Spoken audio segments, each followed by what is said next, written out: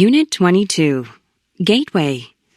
One misconception that often appears in the writings of physical scientists who are looking at biology from the outside is that the environment appears to them to be a static entity, which cannot contribute new bits of information as evolution progresses. This, however, is by no means the case.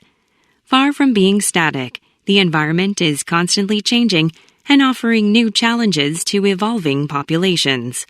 For higher organisms, the most significant changes in the environment are those produced by the contemporaneous evolution of other organisms. The evolution of a horse's hoof from a 5-toed foot has enabled the horse to gallop rapidly over open plains. But such galloping is of no advantage to a horse unless it is being chased by a predator. The horse's efficient mechanism for running would never have evolved except for the fact that meat-eating predators were at the same time evolving more efficient methods of attack.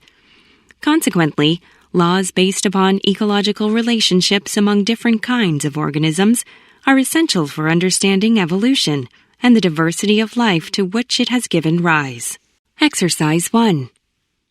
The people who came before you invented science because your natural way of understanding and explaining what you experience is terrible. When you have zero evidence, every assumption is basically equal. You prefer to see causes rather than effects, signals in the noise, patterns in the randomness.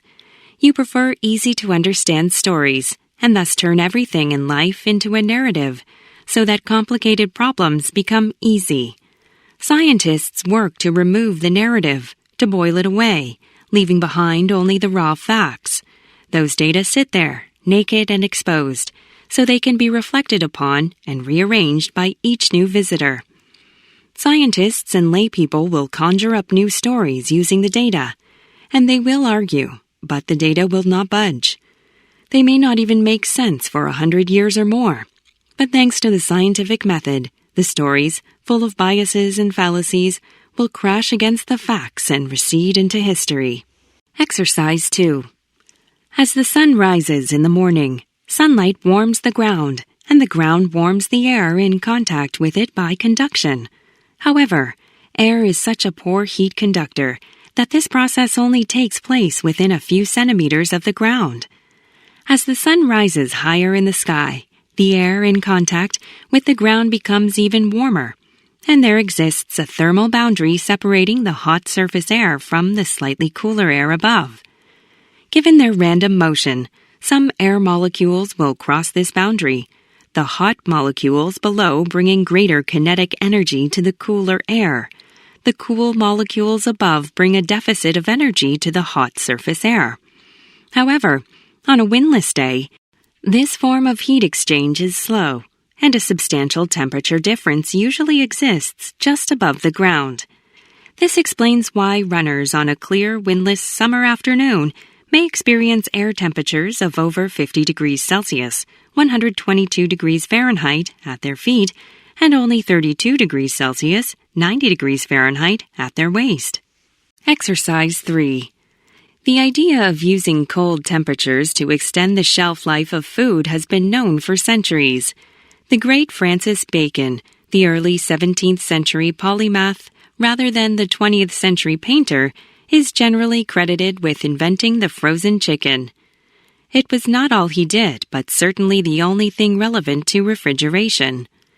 In the early spring of 1626, while on the way to Highgate in North London, for reasons unrecorded, Bacon decided to buy a chicken whose organs had been removed and stuffed it with snow, thus demonstrating that refrigeration was a remarkable way of keeping food fresh for longer.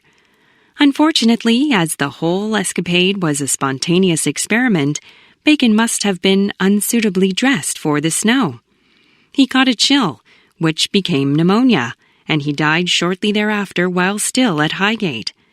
He died a martyr to his science, and sadly history does not record the fate of the world's first oven-ready frozen chicken. Exercise 4. Genetic diversity, the heritable diversity among individuals and populations within species, provides the basis for evolution. Over millions of years, it has enabled forests and trees to adapt to changing conditions. Some tree species have been domesticated, but the management of forest genetic resources mainly involves tree populations that have undergone little selection by humans. The vast majority of forest genetic diversity remains undescribed, especially in the tropics. Estimates of the number of tree species vary from 80,000 to 100,000, but fewer than 500 have been studied in any depth. Until recently, studies of forest tree genetic resources have concentrated on the few species regarded as the most suitable for domestication for use in plantations and agroforestry systems to produce wood, fiber, or fuel. The present and future potential of most tree species to adapt in response to novel climatic conditions or for genetic improvement for human use remains largely unknown. Unit 22. Gateway. One misconception that often appears